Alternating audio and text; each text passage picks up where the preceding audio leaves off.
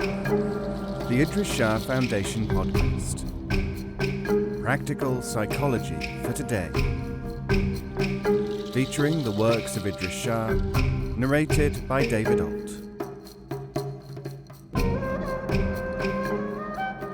Welcome to the Idries Shah Foundation podcast.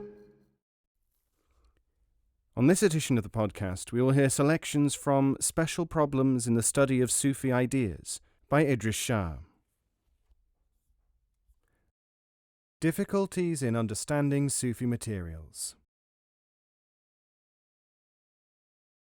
In this age of creeping institutionalization, it is at least as difficult as it has ever been to make this point effectively. Yet 1,000 years ago, the dervish wanderer Nifari in Egypt, in his still influential classic The Muwaqif, Stops, energetically stressed the danger of mistaking the vehicle for the objective. Coming closely on the heels of this problem is the one of guidance or teachership. The Sufi teacher is a conductor and an instructor, not a god. Personality worship is forbidden in Sufism. For example, Ibn al-Arabi's dictum, "People think that a sheikh should show miracles and manifest illumination. The requirement of a teacher is, however, that he should possess all that the disciple needs." Hence Rumi, "Look not at my exterior form, but take what is in my hand." And Gurgani, "My humility which you mention is not there for you to be impressed by it. It is there for its own reason." Yet such is the attraction of personality to the ordinary man that the successors of Sufi teachers have tended to produce, rather than a living application of the principles taught, hagiographies and bizarre and deficient systems. The theme of the temporary nature of the cocoon is conveniently forgotten. Hence the constant need for a new exemplar. A further problem for the student who is not aware of the above situation is the existence of what have been called illustrative biographies. These contain material designed for study, to cause certain effects, much in the way in which myths can contain dramatized fact. With the passage of time, they outlive their usefulness, and are then taken as lies or, alternatively, as records of literal truth. Where is the historian who will willingly relinquish such source material? Hence, for example, because in a biography of Maulana Jalaluddin Rumi he is stated to have spent long periods in his Turkish bath, seekers of higher consciousness and would-be illuminates have actually been known to endow this report with such significance as to build and frequent their own steam baths. They have, in turn, their own imitators. Those who remember their nursery rhymes may be able to grasp one aspect of Sufic study by thinking about the unfortunate Humpty Dumpty. Like Humpty, Sufi ideas have had a great fall when they have been adopted at their lowest level. They have, in consequence, fallen in all sorts of strange places. Looking at the pieces of Humpty, we can call the emotionalists and conventional scholars the king's horses and the king's men of the rhyme. Like them, there is an inevitability about their helplessness to deal with the problem. A man and a horse, or any number of them, belonging to a king or otherwise, are suitable for just so many tasks, no more. Something is missing, as in the nursery rhyme, and unless they are Sufis or use Sufic methods, they cannot put Humpty together again. They have the horses and they have the men, but they have not got the vehicle, the knowledge. If Sufi ideas, as expressed in books and among preparatory or orphaned communities, and given shape by the teachings and existence of a human exemplar, are in fact designed to produce a form of mentation more valuable than mechanical thought, the student might argue that he is entitled to know about the product. He may expect to find avowed Sufis taking an invariably significant or even decisive part in human affairs. While the Sufi would not accept that public acclaim is what he seeks, most of them flee it, and is not anxious to become a sort of Albert Schweitzer come Napoleon come Einstein, there is nevertheless massive evidence of the powerful Sufi heritage.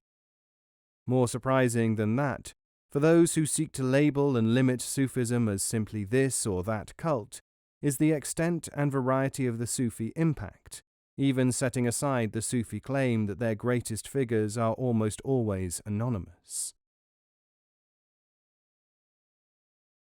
During the periods of mainly monarchical rule over the past millennium, Sufis in the East have been kings or stood behind them as advisors. At the same time, under other conditions, Sufis have worked against the very institution of kingship or to mitigate its abuse. The names of many of these men and women are well known.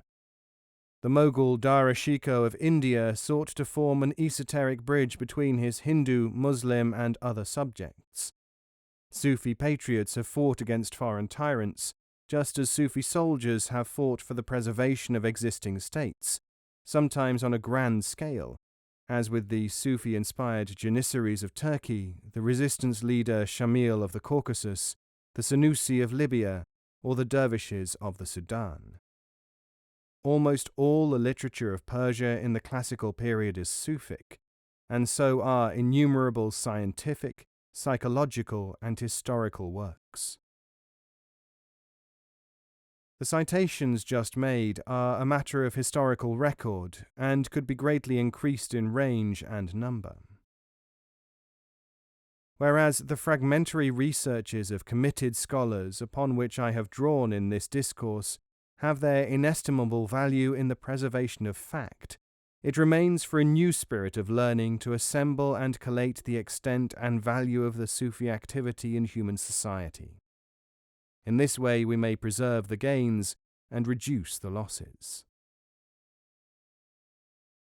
Such students, and here is another problem, in addition to being less prone to indoctrination than their predecessors, would have to take into account the contention of the Sufis themselves when they say, Sufism must be studied with a certain attitude, under certain conditions, in a certain manner. In a Sufi circle, even one unsuitable member will harm the effort of the whole, enunciated for instance by Sa'di in his Gulistan. Many people, unthinkingly in too many cases, have rebelled against this dictum.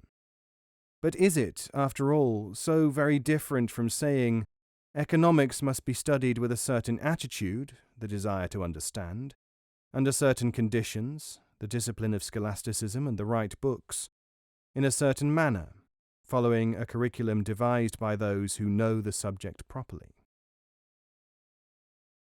The study of Sufism cannot be approached, for instance, from the single standpoint that it is a mystical system designed to produce ecstasy and based on theological concepts.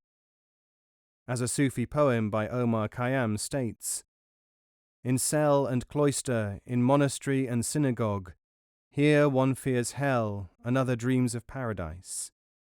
But he who knows the true secrets of his God has planted no such seeds within his heart. It seems unlikely that much progress towards the widespread understanding of Sufi ideas will be made until more scholars avail themselves of Sufi interpretive methods. If they do not, they will continue to waste effort on secondary phenomena. This, in turn, poses a special problem for the Sufi himself.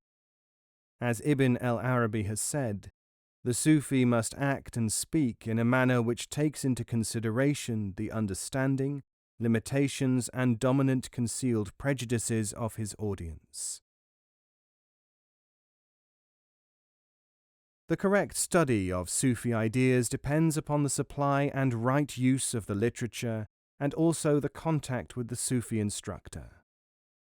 As to the supply of literature, time may put that right in the ordinary course of events, although two recent experiences indicate that the losses again may be serious. One of my books was criticized by an eminent scholastic and expert on Sufism in the Middle East on the ground that Mullah Nasruddin the Joker was no Sufi instruction figure. He did not know at the time, and perhaps still does not know, that at that moment a European student was actually living in a dervish community in Pakistan which was using Mullah Nasruddin, and nothing else, as instruction material.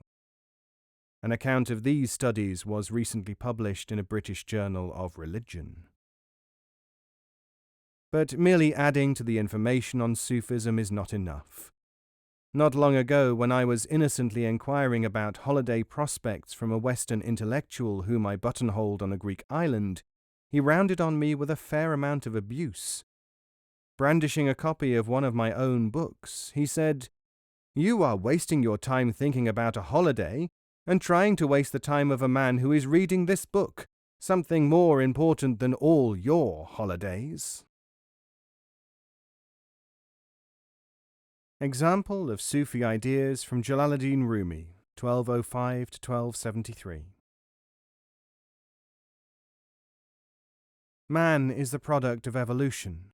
He continues this process, but the new faculties for which he yearns, generally unknowingly, come into being as a result of necessity. In other words, he now has to take part in the development of his own evolution. Organs come into being as a response to necessity, therefore increase your necessity. When he does not realize this, man is in a state which is referred to as sleep. He has to wake up. There is a means of doing this, but the means is not through scholastic endeavor and what man takes to be the exercise of intellect. The means is by what is called the direct perception of truth. Man's thinking pattern is in the ordinary way based upon alternation and changes of mood. He needs what is conceived of as a unification of mentation. Man's perceptions are faulty because they are subjective and relative. They are also conditioned, so that he interprets things according to limited, not objective standards. He may therefore be said to have little capacity for real judgment. There are realms of mind far beyond the ordinary state of man. These advanced realms cannot completely be rendered in the language of the brain as it stands. Because of these limitations, man needs the guidance of one who knows more. The methods used to help in the production of the higher state of perception include historical, religious, and fable frameworks, as well as exercises of all kinds. All such formulations are ways. Men have warped and made useless these ways by repetitiously insisting on literal meanings for the figurative. Thus are idols made. When man reaches behind exterior form, he can see that such forms, apparently multiple, stand before one and the same thing. These teachings were given by ancient sages and by Moses, Jesus, and Muhammad. They have been changed and used in a minor and inefficient way. This changing process is due to the use of man's vanity, where, for instance, he imagines that he can conceive more than he can at any given moment. As a result, giving a name to an undefinable concept makes him think that he has mastered it, or can master it, through having named it. Beyond the confines of outward religion, man cannot truly call himself a Jew, a Christian, a Muslim. Ritual and dogmas have no place in this sphere. Man can be conceived as incomplete, a limb severed from a body. The effort of man to reunite with the understanding from which he is cut off can be called the religion or duty of love. But this is not a religion, as such things are normally understood by man. The eye, the advanced organ of perception of that from which man is cut off in a normal way, is within man. external impressions condition man so that he is insensitive to inner impressions. Any language or terminology may be used to refer to the transformation of man. This is why such conventions as the language of alchemy are used, or the language of myth and fable, which often refers to psychological processes, not to historical events. Those who have developed the higher perceptions sometimes have to conceal this fact, for social and other reasons, behind a locally acceptable facade.